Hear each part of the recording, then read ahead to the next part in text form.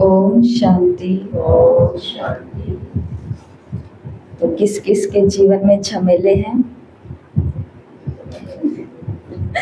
किस किस के जीवन में झमेले हैं? देखो, दिए हैं नहीं दिए ये प्रश्न नहीं है। पहला प्रश्न है किस किस के जीवन में झमेले हैं? सबके नहीं, किस किस के हैं वो बताओ। प्रश्न को तोड़ मरोड़ना नहीं है। झमेले हैं। आज आपके सभी झमेले खत्म होने वाले हैं, ठीक है? क्योंकि आज की मुरली में बाबा एक वरदान याद कराने वाले हैं। आज की मुरली में बाबा अकेला नहीं रहना ये समझाने वाले हैं। आज की मुरली में बाबा एक गीत हमको याद दिला रहे हैं। आज की मुरली में बाबा एक शब्द हमको समझा रहे हैं। इस एक में रहेंगे तो सारे के सारे झमेले समाप्त हो जाएंगे।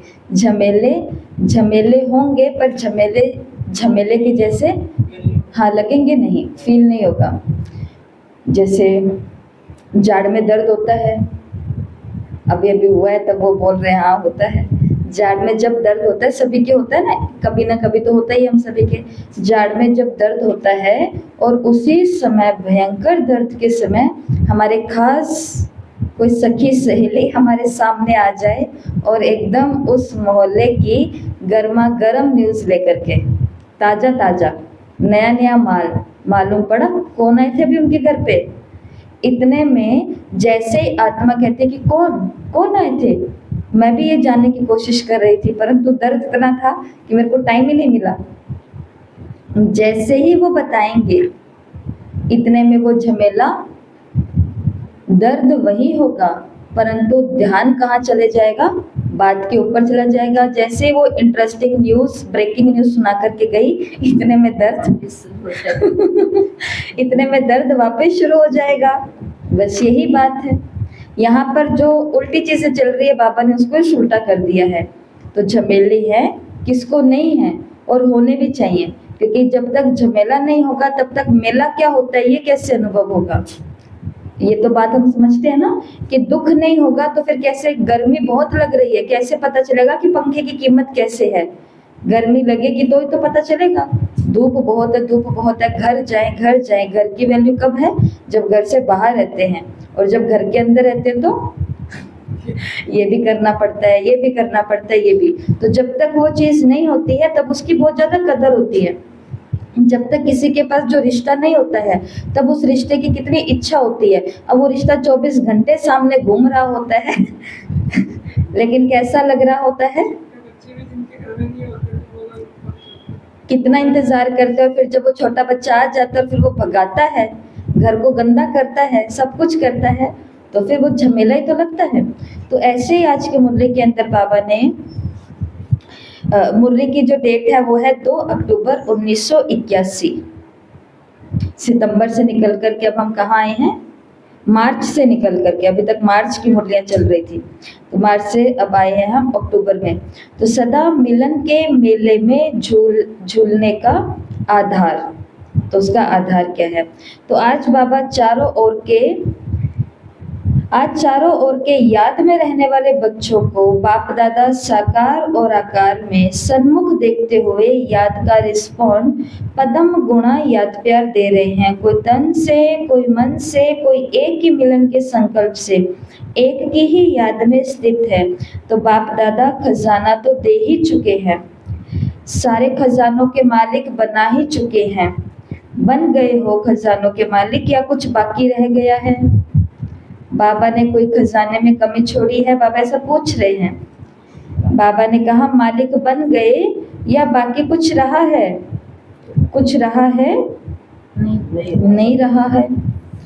बाबा ने कहा देखो तो आप सभी देखने में क्या बन गए हो? मास्टर हो ही गए हो, तो बाकी क्या रहा? सुनने का हिसाब निकालो और सुनाने वालों का भी हिसाब निकालो।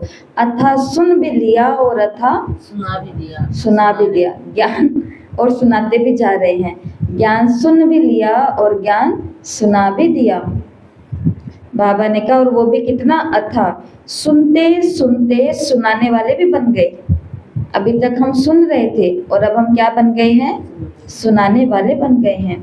तो सुनाने वालों को क्या सुनना है, एक गीत सुनना है। हम सभी कौन है, सबको ज्ञान सुनाना आता है ना, बाबा का परिचय देना आता है। कोई आपसे पूछेगा मैं बहुत दुखी हूँ, कौन सा योग करूँ, तो आप उसको कुछ ना कुछ योग भी सिखा करके आओगे। तो हम सभी को सुनाना भी आ गया है। बाबा ने कहा सुनाने वालों को अब एक गीत सुनना है, और वो एक गीत कौन सा है, पाना था सो पा लिया। क्योंकि सुनाने वाले कभी कभी भूल जाते हैं कि हमारे पास सब कुछ है। सुनाते सुनाते फिर कौन सी लाइन में आ जाते हैं हम, मेरे पास ये नहीं है, चाहिए चाहिए का गीत। तो आप लोगों का एक गीत है, अनुभव का गीत है, पाना था वो पा लिया, अब काम बाकी क्या रहा। तो ये किसका गीत है, ब्रह्मा का है या ब्राह्मणों का भी है, ब्राह्मणों का भी है। बाप। और नेक्स्ट पॉइंट जो यहाँ से शुरू होते है वो ये है, बाप आप में समा गए और आप बाप में समा गए, जब समा ही गए तो बाकी क्या रहा। समा गए हो या समा रहे हो क्या कहेंगे। तो ये नदी और सागर का मेला हो गया ना, मिलन अर्थात समाना।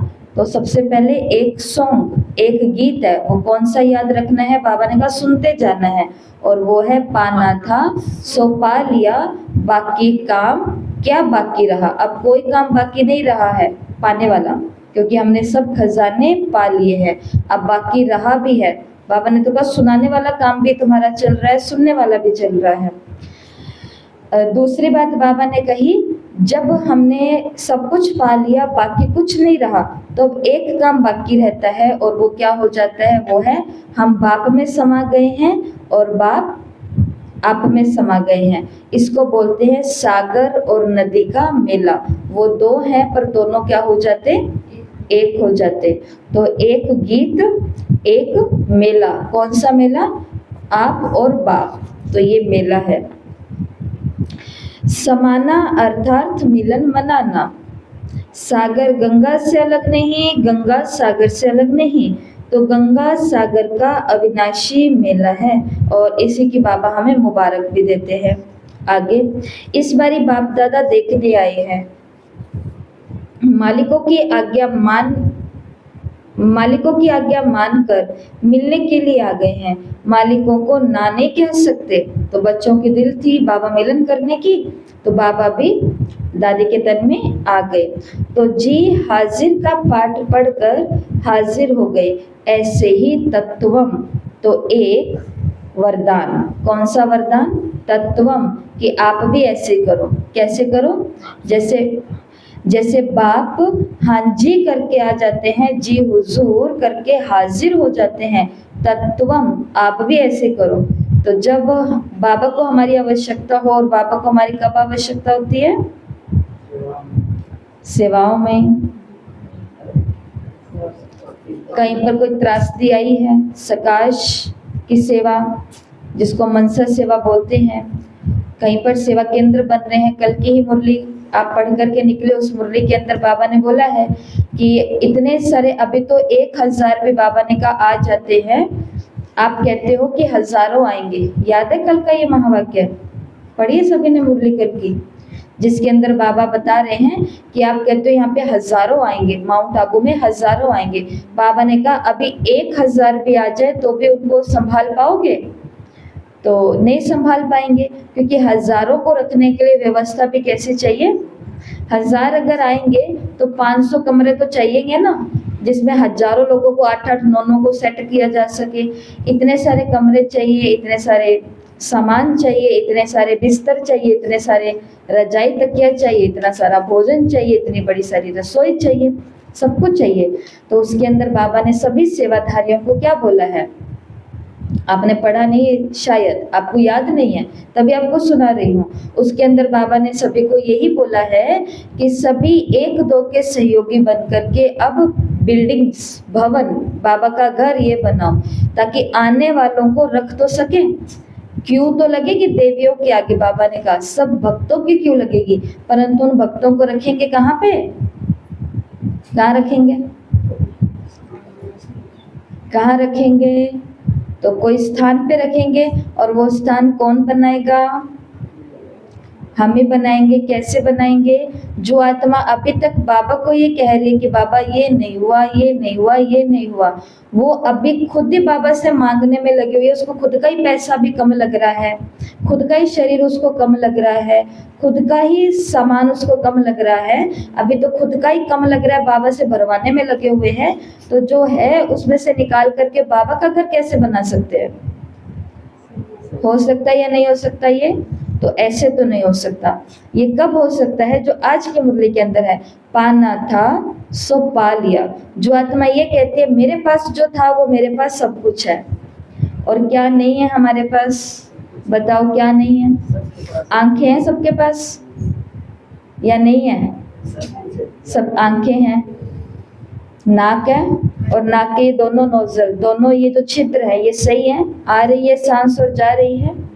एक बहन जो इतनी अच्छे सेवाएं देते हैं, इतना अच्छा सब कुछ अपने प्रोफेशन के अंदर है, परंतु उनको सिर्फ एक ही चीज़ की प्रॉब्लम, लेकिन इस झमेले को वो कभी झमेला नहीं समझती है। हमने देखा उसको क्या प्रॉब्लम है, ये नाक की ये नसों के अंदर कोई दिक्कत है।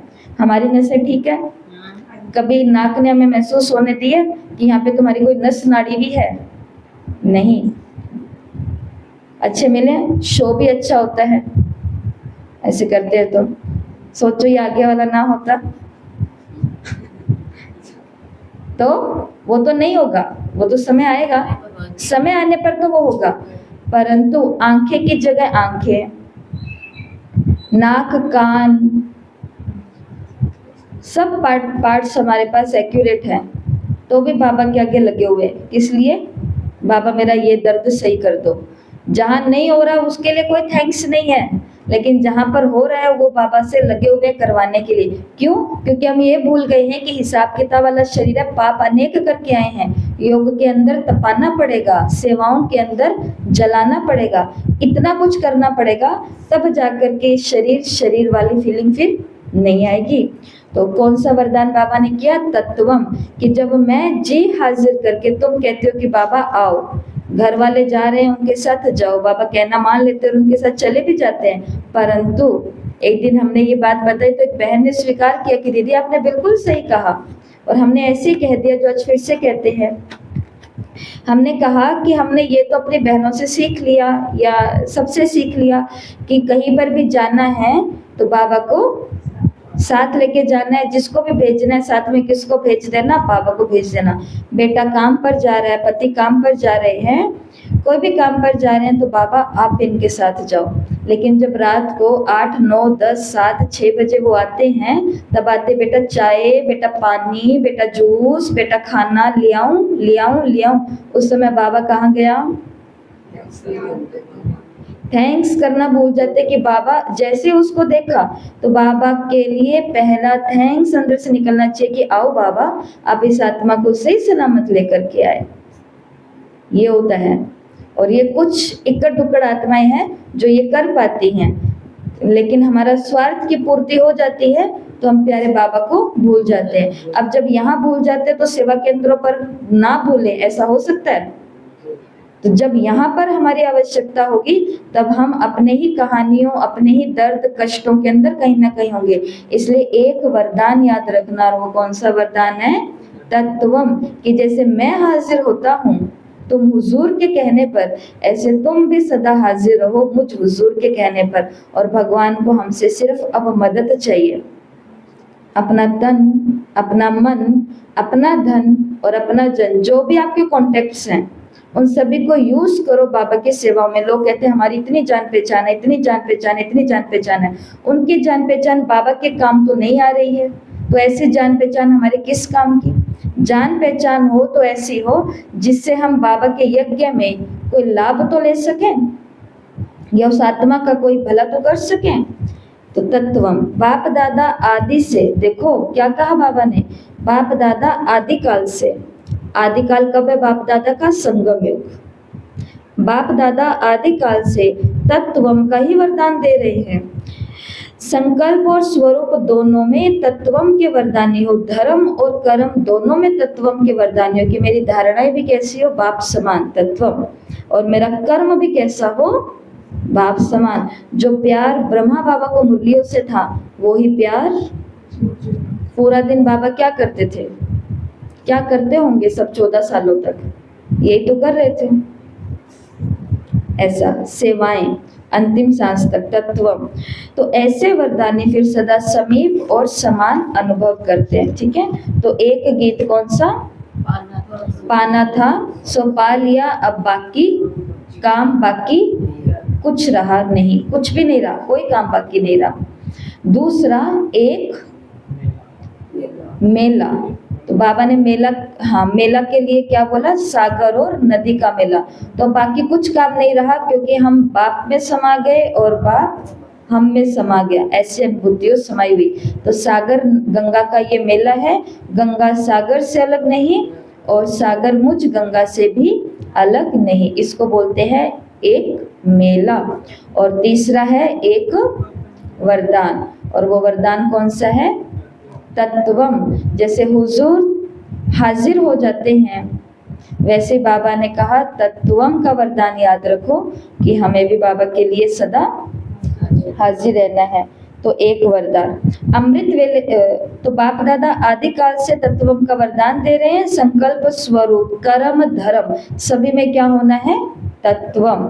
स्वरूप कौन सा है मेरा, साकार मुरली में आज आपको क्या मिला है स्लोगन, स्वमान, मैं ज्योति बिंदु, मैं पवित्र ज्योति बिंदु आत्मा हूँ, शिव बाबा मेरे पिता है, जैसे ये है। तो ये हमारा असली स्वरूप है, यही हमारा असली धर्म है। तो इस स्वरूप में ही हमें रहना है, तत्वम। फिर एक शब्द अमृत वेले से लेकर दिन के समाप्ति समय तक सिर्फ एक शब्द धर्म और कर्म में लाओ, तो सदा मिलन के झूले में झूलते रहेंगे, और सभी झमेलों से खत्म होने का वो एक शब्द है, बाप समान। तत्वम का भी मतलब क्या है, बाप समान। तो बाबा ने कहा ये एक शब्द हमें याद रखना है, तो सारे झमेले खत्म हो जाएंगे। मेरी जगह अगर बाबा होते तो क्या करते, जैसे आप 1 मिनट के लिए, 1 सेकंड 30 सेकंड के लिए आंख बंद करो। सबसे बड़ा झमेला देखो जो भी चल रहा है आपके वर्तमान जीवन में, हो सकता है आपको कोई झमेला ना दिखे, परंतु जिनको दिख रहा है वो एक झमेले को देखो जो सबसे बड़ा है अभी।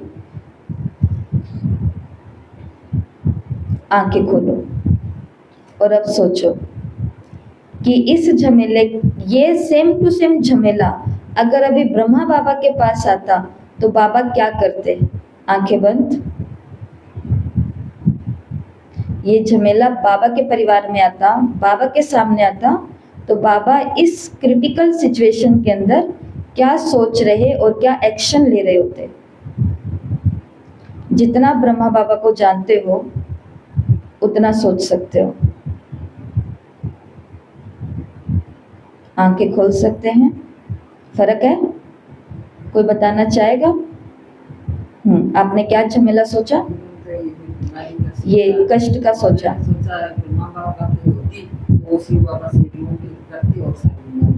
सारी बीमारियां देखो, ये एक ने बात करी, अब यहाँ पर बहुत सारे हैं जिनको शरीर की बात होती है। शरीर के अंदर कोई रोग आ गया है जो जाने का नाम नहीं ले रहा है। हमारी जगह अगर ब्रह्मा बाबा होते तो क्या कर रहे होते? सबसे पहले ब्रह्मा बाबा का माइंड सेट होता कि ये भोग आया कैसे, तो ये कर्म भोग है जो मेरे शरीर के द्वारा, इन हाथों के द्वारा मैंने जरूर कुछ किया है, तो वो हाथों के द्वारा ही आ रहा है। पहला बाबा का दिमाग ऐसा ही होता, माइंडसेट यही होता, अंदर की मान्यता यही होती कि ये कुछ मेरा कर्म भोग है जो मेरे सामने आया है। दूसरी बात, अब ये कर्म भोग आया किसमें? शरीर में। तो ये कर्म भोग कटेगा कैसे? क्योंकि कर्मों की गति कहती है धन कम है तो धन दान करो, धन बढ़ेगा। तन खराब है, तन का दान करो, तन अच्छा होगा। आयु कम आपको लग रही है, सांसों को भगवान के नाम में लगा दो, सांसें बढ़ जाएंगी। परिवार के अंदर उथल पुथल है, भगवान के परिवार को संभालना शुरू करो, आपका परिवार संभल जाएगा। कर्मों की गति शास्त्रों में भी ऐसे ही कहती है। ब्रह्मा बाबा हमारी जगह होते तो दूसरा काम ये करते कि मेरे शरीर में जहाँ पर कष्ट है उस चीज को मुझे बाबा के यज्ञ की सेवा में ज्यादा लगाना है। हाथों में कष्ट है तो हाथों से ज्यादा सेवाएं, ज्यादा सेवा का मतलब नहीं होता एक सेवा, दृढ़ता कि एक सेवा मुझे करनी है। और फिर तीसरा जो आपने बोला वो होता शिव बाबा के साथ योग, क्योंकि सब चीजों का समाधान केवल ही योग नहीं है। मैं यहाँ पे बैठी बैठी योग से आपको पढ़ाती रहूं, नहीं होगा। उसके लिए मुझे वाणी के अंदर आना ही पड़ेगा। और कभी कई चीजें ऐसी होती है कि मैं आपको बोल के भी नहीं समझा सकती, वो चीजें मुझे करके दिखानी पड़ती है। तो जो हम करेंगे वो देख करके फिर आप भी उसको फॉलो करोगे, ऐसा होगा ना। तो ये तीनों कंडीशन जो आपने बताई बहुत अच्छा। और किसने झमेला सोचा अपना जो बताना चाह सकते हैं? बताने वाला झमेला नहीं, बहुत ही पर्सनल है, ठीक है। तो अब उस झमेले में आपको दिख तो गया ना। हाँ सच में इसमें हंसने की भी कोई बात नहीं है। कई बातें कोई बहुत ही बड़ी होती हैं, कई बहुत ही अंदरूनी होती हैं जो केवल बाबा ही समझ सकते हैं उन बातों को, दूसरे नहीं समझ सकते। आप समझ गए, आप होशियार हो, दीदी होशियार है, समझ आती है। तो वो वाले झमेले के अंदर दिख गया ना कि अभी मेरी वर्तमान स्थिति कैसे चल रही है, और मेरे जगह अगर बाबा होते तो भी क्या कर रहे होते, दिखा या नहीं दिखा? दिखा। तो अब अपने आप को कैसा बनाना है? जैसा ब्रह्मा बाबा दिखा। दिखने से कोई फायदा नहीं होगा। अब फायदा तो तब होगा जब ऐसी स्थिति इस परिस्थिति में मेरी भी बनेगी। तो ये है एक शब्द, और वो एक शब्द कौन सा धारण करना है? बाप समान। अब ये तो आपकी परिस्थिति झमेले की बात करी। अब ऐसे ना जाने कितने झमेले हमने खुद बनाए हैं, सच्ची में खुद पैदा किए हैं, खुद ही घुसे हैं, खुद ही क्रिएट किए हैं, खुद ही मकड़ी जाल में फंस गई है, अब अटक गई। अब कैसे अपने आप को साफ सुथरा करूं? तो फिर वहां पर तो पूरा ही योग, पूरी ही ईमानदारी और पूरा ही डेडिकेशन, समर्पण चाहिए। वहां पर कोई बाप समान बनने का आइडिया काम नहीं आएगा, क्योंकि बाबा ने ऐसा कुछ काम किया ही नहीं है। तो बाबा मेरी जगह होते, बाबा ऐसा कर देते, बाबा होते ही नहीं। ऐसी पंचायत वाले कामों में बाबा कभी जाते ही नहीं, तो बाबा फंसते नहीं। हाँ कर्म भोग है वो बाबा को भी थे। बाबा ने अपनी आंखों के सामने अपने पोते को मरते हुए देखा है, अपने सामने अपने बच्चों को जाते हुए देखा है। तो बाबा ने बहुत परिस्थितियों का सामना किया है। हम जिन झमेलों का चिंतन कर रहे हैं वो झमेले इतने हो, केस बाबा के नाम पर कितने केस थे। और ऐसी कन्याओं माताओं, एक बहन को अगर आपकी सेवा केंद्र की बहन जी, दीदी आपके पास 10 दिन रहने के लिए आ जाए आपके घर के अंदर, 10 दिन ज्यादा है, एक दिन भी पूरा दिन आपके घर रहने के लिए आ जाए तो पूरा दिन कैसा जाएगा? कितनी रिस्पॉन्सिबिलिटी है। यहाँ से यहाँ ना हिल सकें, आंख की झपकी ना ले सकें, कब इनको किस चीज की जरूरत पड़ जाए, कब कौन आ जाए इनसे मिलने के लिए, कब क्या बातें हो, कब इनका खाना है, कब इनका पीना है, ऐसे। और कितनी सेफ्टी चाहिए कन्या को अपने पास रखने के लिए। ऐसे हजारों सैकड़ों कन्याओं को ब्रह्मा बाबा ने बुलाया भी, रखा भी, शेरनी शक्ति बनाया भी, और समाज के अंदर भेज भी दिया, और शेरनियों को निकालने के लिए, लाने के लिए। तो ऐसा इतनी सब बातें थी। तो ऐसे झूले में सदा झूलने का आधार एक ही शब्द, और वो एक शब्द कौन सा है? बाप समान। बाप समान। और लास्ट में इस मुरली के अंदर बाबा ने कहा है, जो समान नहीं हो सकते वो समा भी नहीं सकते, जो समान नहीं हो सकते वो समा भी नहीं सकते। अगर समाना नहीं आता तो फिर संगम युग गवाया। और अगर हमको बातें, परिस्थितियाँ, ये सब चीजें समानी नहीं आ रही हैं तो इसका मतलब हमने क्या गवा दिया है? संगम युग गवा दिया।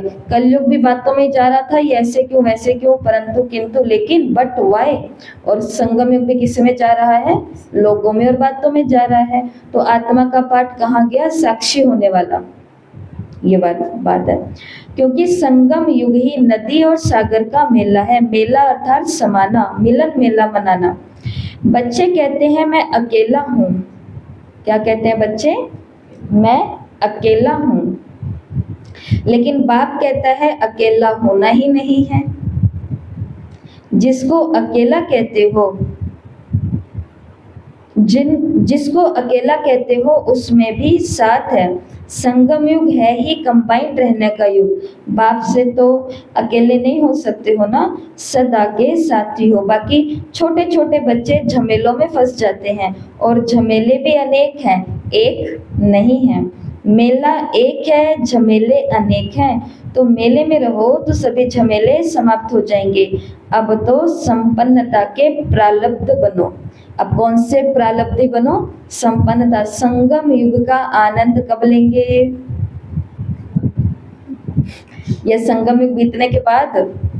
संगम युग का एक एक साल, एक एक दिन, महीना और साल। 2025 को हमने कैसे सेलिब्रेट किया था? ये करूंगी, ये करूंगी, ये करूंगी। बिल्कुल व्यर्थ में नहीं, बिल्कुल इधर उधर में नहीं, बिल्कुल कहीं नहीं। और इस साल का ये कौन सा महीना है? सितंबर, 9वां महीना है शायद, 9वां ही है। ये जा रहा है, आज 12 सितंबर तो हो गई, निकल गया। अब महीने कितने रहे हमारे पास? अक्टूबर, नवंबर, दिसंबर, 3 महीने। 3 महीने में क्या हम संगम का आनंद ले सकते हैं? अगर अभी से शुरू कर ले तो ले सकते हैं। झमेले अभी के अभी बाबा की इस तस्वीर के अंदर, बाबा की आंखों के अंदर, इस सागर के अंदर डाल करके जाओ। और झमेले डालने नहीं है, सिर्फ एक मेले में रहना है। अच्छा सुनो बाबा ने क्या कहा। तो झमेले अनेक है, मेला एक है। तो मेले में रहो तो सभी झमेले समाप्त हो जाएंगे। अल्पकाल के प्रारब्धि को समाप्त कर संपूर्णता के, संपन्नता की प्रारब्ध को अनुभव करो। ये छोटी छोटी जो हमारी इच्छाएं हैं, जो हमको फीलिंग देते हैं झमेले की, वो झमेले की फीलिंग हमको क्यों आती है? क्योंकि उस चीज को पाने के लिए, वो चीज होने में मेरा एक बहुत बड़ा स्वार्थ है। अगर ये वाला काम हो गया तो अच्छा काम किसका हो जाएगा? मेरा हो जाएगा। अगर ये आत्मा एक्यूरेट मेरे हिसाब से चल ली तो इसमें भला किसका हो जाएगा? मेरा हो जाएगा। अभी झमेला क्या, ये मेरी बात नहीं सुनते हैं, अब बात सुनने लग जाएंगे फिर क्या हो जाएगा? फिर वो मोह की रगें आ जाएंगी, फिर घूमना फिरना शुरू हो जाएगा, फिर इधर उधर देखना करना शुरू हो जाएगा, बहुत सारी चीजें हैं। तो इसके लिए लास्ट पॉइंट है, छोटी सी मुरली है, अकेला नहीं हूँ, सदा साथी मेरे साथ है। अकेला समझते हो तो क्या हो जाते हैं? झमेले हो जाते हैं बहुत सारे। इसलिए झमेला अनेक है और मेला एक है। अनेक को किस में समा दो? एक में। बस इतनी ही ये मुरली है। तो अभी रिपीट करो। सबसे पहले एक गीत। सबसे पहले तो बाबा ने ये पूछा है मुरली के अंदर कि आपको सारे खजाने मिल गए? बच्चे कहते हैं हाँ बाबा मिल गए। बाबा ने कहा सारे मिल गए ना, बाकी कुछ रहा तो नहीं है? 2 बार ही पूछा, कुछ रहा तो नहीं है? तो बच्चे आप ही की तरह बोल रहे हैं कि नहीं बाबा कुछ नहीं रहा, सारे खजाने मिल गए। तो बाबा ने कहा जब सारे खजाने मिल गए तो अब एक काम करो, और वो एक गीत गाना है। कौन सा गीत गाना है? पाना था सो पा लिया, बाकी काम क्या बाकी रहा। बाबा ने कहा दूसरी बात, तब जब सब कुछ पा ही लिया है, बाकी कुछ रहा नहीं है, तब समा जाओ। सागर नदी में, नदी सागर में, आप बाप में, बाप आप में। ठीक है। तीसरी बात बाबा ने कही यही वरदान। और बाबा ने कहा आज बच्चों के बुलाने पर बाबा आए हैं, हुजूर हाजिर हुए, जी हाजिर कर करके। ऐसे ही तत्वम रहना, अर्थात हम भी बाबा के आगे हर श्रीमत पर ना जी नहीं, मेरे से नहीं होगा, मेरे से नहीं होगा, मेरे से नहीं होगा, नहीं मेरे से ही होगा। अगर ये सेवा का ऑफर मेरे पास आया तो ये किससे होगा?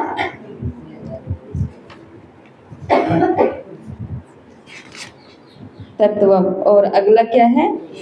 एक शब्द। और वो एक शब्द कौन सा है? बाप समान। और लास्ट झमेला अनेक है, मेला एक है। तो हर सिचुएशन के अंदर बाबा को देखना है। तो आज का पहला होमवर्क, वर्तमान में अपने जीवन के 5 प्रकार के झमेले लिखने हैं। ठीक है। और उन्हें मेला में परिवर्तन करके लगभग 5 तरीके मंथन करने हैं। जैसे ये इतिहास का नियम है। इतिहास इस बात का गवाह है कि जब जब कोई राजा हुआ है, जब जब उस राजा का कोई खास मंत्री हुआ है, अर्थात राजा ने किसी को भी अपना खास साथी बनाया है, किसी भी मंत्री के ऊपर विश्वास किया है, तो बाकी जो मंत्री होते हैं उन सभी को उस मंत्री से क्या होती है? ईर्ष्या होती है, ये इतिहास गवाह, इतिहास के पन्नों में लिखा ही आया है, ये सब जगह होता है। तो ऐसे ही एक बार एक राजा था, राजा का एक बहुत विश्वासी व्यक्ति था जो कि उसका मंत्री था। वो हर काम करता था उस मंत्री की राय से, उस मंत्री को साथ मिला करके मशवरे से हुआ करता था। बाकी जो मंत्री थे उन मंत्रियों को उस मंत्री के प्रति क्या आने लग गई, मन के अंदर ईर्ष्या आने लग गई कि यही क्यों, यही क्यों, यही क्यों। तो बाकी मंत्रियों ने मिलकर के क्या किया, राजा को उस मंत्री के बारे में कुछ बुरी बुरी बातें बताई कि ये जो मंत्री है ना, ये ऊपर ऊपर से आपके साथ रहता है परंतु अंदर में ये आपके लिए बहुत गलानी या निंदा या ऐसी ऐसी चीजें बोलता है, थका हुआ है, ये किसी काम का नहीं है, आपकी सारी की सारी जो योजनाएं हैं ये बाहर जा करके लीक करता है। राजा को सुना तो राजा बोलता है अच्छा अच्छा अच्छा। मंत्री को भी सारी बातें सुनाता है कि राजा केवल ढोंग कर रहे हैं आपके ऊपर विश्वास करने का, परंतु उन्होंने एक दो और लोग भी रखे हुए हैं जिसकी राय से वो सारा काम करते हैं, आप तो केवल दिखने वाले हो, असली प्लानिंग करने वाले तो कोई और ही है। तो उसके तो लेकिन मंत्री बहुत ही धार्मिक प्रवृत्ति का, सभ्य प्रवृत्ति का होता है और अपने राजा को वो माई बाप और भगवान के पद पर रखता है, तो उसके मन में ऐसी कोई बात नहीं आती है, भड़काने पर वो भड़कता नहीं है, भावना उसकी खराब नहीं होती है। परंतु राजा की भावना अपने मंत्री के लिए खराब हो जाती है और राजा दंड देता है कि ये मेरे सारे के सारे गुप्त जो बातें हैं उनको बाहर जाकर के सप्लाई करता है, सारे प्लान्स बाहर पर निकल जाते हैं, तो इसको सजा दी जानी चाहिए। सजा क्या थी, पूरे नगर के आगे इसको फांसी पर लटकाया जाना चाहिए। कब, आज के आज। और इधर उनकी एक बहुत बड़ी योजना आज ही सिद्ध हुई थी और मंत्री जो है वो उसको सेलिब्रेट कर रहा था, पूरे परिवार और आसपास के लोगों के साथ उत्सव मना रहा था, जश्न मना रहा था। इतने में एक मंत्री सिपाही आता है और आकर के बोलता है कि आज आपके मृत्यु का दिन है। वो कहते हैं मेरी मृत्यु? कहते हैं हाँ, क्योंकि राजा को आपके बारे में सब बातें पता चल गई, आप क्या क्या करते हो राजघराने के लिए, इसलिए आज आपको नगर के यहाँ पर खड़ा कर करके आपको मृत्यु का दंड दिया जाएगा। तो सब लोग सुनते हैं और सब लोग, उत्सव बंद हो जाता है, ढोल रुक जाते हैं, झांझें रुक जाती हैं, गीत बजने गाने रुक जाते हैं और मंत्री सबको देखता और देख करके बोलता है कि उत्सव रोका क्यों है। वो कहते हैं उत्सव अब किस चीज़ का, आज तो आपका मृत्यु का दिन है। तो वो कहता है इस मृत्यु के बारे में तो हमेशा सोचा है कि वो दिन आएगा, वो दिन आएगा, एक दिन मर जाएंगे, एक दिन मर जाएंगे, और मेरा तो वो दिन सामने आया, लोगों को तो मालूम भी नहीं पड़ता है कि वो कब जाने वाले हैं, वो सेलिब्रेट नहीं कर पाते हैं, लेकिन मैं तो अपनी मृत्यु का जश्न मना सकता हूँ, मेरे पास ये चांस है क्योंकि मुझे पता है मुझे आज मरना है। इस मौत का ही तो इंतजार कर रहे हैं सभी के सभी। सही बात भी यही है, हम ये तो बोलते हैं कि हे भगवान बस तेरी याद में मरे, हे भगवान बस अच्छे काम करते करते मरे, हे भगवान बस राजी खुशी मरे, हे भगवान कोई बीमारी के साथ ना मरे, हे भगवान किसी की सेवा लेते लेते ना मरे, चलते फिरते मर जाएं। बच्चे अपनी माँओं के लिए बोल करके जाते हैं कि दीदी बस हमारी मम्मी इतनी अच्छी रहे कि चलती फिरती चली जाए। क्या एक माँ अपने बच्चे के लिए ऐसा सोच सकती है कि मेरा बच्चा चलता फिरता चला जाए? लेकिन बच्चे सोच सकते हैं, देख लो, कि जाए ताकि हमको इनकी सेवा ना करनी पड़े, वरना हमें छुट्टियां लेनी पड़ेंगी, बिजनेस बंद करने पड़ेंगे, काम रुकवाने पड़ेंगे, ये मानसिकता है। तो मौत के लिए सभी लोग इतना इंतजार करते हैं और उस मंत्री के दिमाग में ये बात है कि मेरी तो मौत मेरे सामने आ रही है तो मुझे तो सेलिब्रेट करना है। फिर से ढोल बजते हैं, फिर से नृत्य, डांस, गीत, झांझे, सेलिब्रेशन, खाना पीना सब शुरू होता है। अर्थात झमेला है, मृत्यु का इतना बड़ा झमेला, जिंदगी समाप्त होने वाली है, लेकिन उसको भी किस में परिवर्तन कर दिया, एक मेले में, अर्थात एक सेलिब्रेशन में। यही आपका आज पहले होमवर्क है। पहला, जीवन के 5 झमेले लिखने हैं आपको, लिख दोगे? और उन पांचों झमेलों को मेले के अंदर चेंज करना है। सेलिब्रेट कैसे कर सकते हैं, कोई भी झमेले को हम सेलिब्रेट कैसे कर सकते हैं? आसान है कि मुश्किल है? आसान है। और आज ये गीत आपको भेजा जाएगा या आप YouTube पे भी जाके निकाल सकते हैं। पाना था सो पा लिया, बाकी काम बाकी कुछ भी नहीं रहा, बाकी कुछ काम नहीं रहा। तो ये गीत के बोल आपको लिखने हैं शब्दों के रूप में, और लेखनी कैसे होनी चाहिए? सुंदर सुंदर। और गीत के एक एक शब्द को अनुभव करते हुए लिखना है। पा लिया, पाना था सो पा लिया। तो इसी मेले में रहना है झमेलों को विराम, और झमेलों को आज हम किस में बदल देंगे? बाबा ने ले लिए। अब बाबा पर हम कितना ही लोड डालेंगे, हम तो कहते हैं कहाँ झमेले बाबा ने ले लिए। वो देखो गणेश जी को भी छोड़ करके आए। देवता को डुबा सकते हैं पर अपने झमेले को नहीं डुबा सकते। अभी फिर नवरात्रि की तैयारी होगी अक्टूबर में, फिर देवियां तैयार होने के है। अब 22 से तो तैयारी है नवरात्रि, तो अभी स्टार्ट हो गए हैं करने के लिए। ये इधर हाँ अभी स्टार्ट है मूर्तियां। तो ये बताओ देवी देवताओं को डुबाने के अंदर सारे होशियार हैं रोते रोते, परंतु अपने झमेले को नहीं डुबाएंगे, क्योंकि झमेले के अंदर स्वार्थ भरा हुआ है बहुत सारा।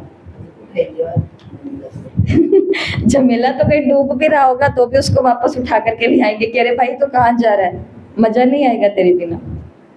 इसके लिए सीरियस है ये बातें, तो ये करनी है, परंतु हंसी हंसी में सोल्व हो जाए तो अच्छा है। 3A ये मंत्र सभी को याद रखना है। जो बात बदली जा सकती है, जो बात सबसे पहले अवॉइड की जा सकती है उसको अवॉइड करो, नकारी जा सकती है। कई झमेले ऐसे हैं जो हम देखने में ही लगे हुए हैं तो हमें झमेले लग रहे हैं, इग्नोर करो उनको, अवॉइड। A for avoid. जो किए जा सकते हैं उनको अवॉइड करो, पर कई बातें ऐसी हैं वो अवॉइड नहीं की जा सकती है, तो फिर उसका क्या निकालो? ऑल्टरनेटिव, परिवर्तन करो। ये है। अब ये झमेले को अवॉइड कैसे करोगे? जो झमेला है जिंदगी का झमेला, ये खड़ा है 6 फुट का 5 फुट का, तो उसको कहाँ से अवॉइड करेंगे? उसके लिए क्या करेंगे? परिवर्तन करेंगे। तो उसके लिए कोई है, हर ताले की कोई चाबी है, उसकी चाबी कहाँ है वो ढूंढनी है, वो योग में मिलेगी। मिली है, हमें भी मिली है, बहुत झमेले थे पर चाबियां बाबा ने दी है और बाबा ने ली है, सब कुछ ही हुआ है। A फॉर ऑल्टरनेटिव, परिवर्तन करो। अब कई झमेले, कई परिस्थितियां ऐसी होती हैं जिनको ना हम अवॉइड कर सकते हैं, जिनका दूसरा कोई समाधान ही नहीं है। अब रिश्तों का क्या समाधान हो सकता है? जो पति मिल गया, जो पत्नी मिल गई, जो बच्चे मिल गए, इसका ऑल्टरनेटिव कहाँ से लेके आओगे? माँ अपने बेटा को कहती है कि देख उसको, वो बेटा कमाता भी है, घर का काम भी करता है, माँ की सेवा भी करता है, रोज ये करता है, एक तू ऐसा बोलते जाओ, लास्ट में यही बेटा आपको भी बोलेगा देखो उसकी माँ 90 साल की बूढ़ी हो गई है तो भी सारा काम करे, और एक आप जो हमारे dash dash dash dash dash. तो हिसाब चुप तो होंगे कि नहीं होंगे? पूरा बदला लेते हैं बच्चे, और फिर माँ बाप सिर पे हाथ रख करके बोलते हैं भगवान ऐसा औलाद क्यों दिया? ये तो भूल गए थे कि हमने भी इनके साथ यही अत्याचार किया था। तो इसके लिए वो बेटी कितनी भी अच्छी है, वो बेटा कितना भी अच्छा है, आपके काम तो कौन आएगा? टूटा फूटा जैसा भी है हमारा ही काम आएगा, इसलिए इनको हम चेंज नहीं कर सकते हैं। और फिर तीसरा क्या काम होता है? सबसे पावरफुल, और वो है एक्सेप्ट, स्वीकार करो। ये जिस क्लास में मैं रह रही हूँ यही मेरा संसार है, ये जिन लोगों के साथ मैं रह रही हूँ यही मेरा संसार है, ये जो टीचर हमें मिली है यही हमारा संसार है, ये जो भोजन मिल रहा है, शरीर मिल रहा है, यही। आप इसको स्वीकार करो, फिर जो है जैसा है वो अच्छा लगेगा। इसको बोलते हैं मेले को झमेले को मेले में चेंज करना। और गीत आपको लिख करके भेजना है। ओम शांति।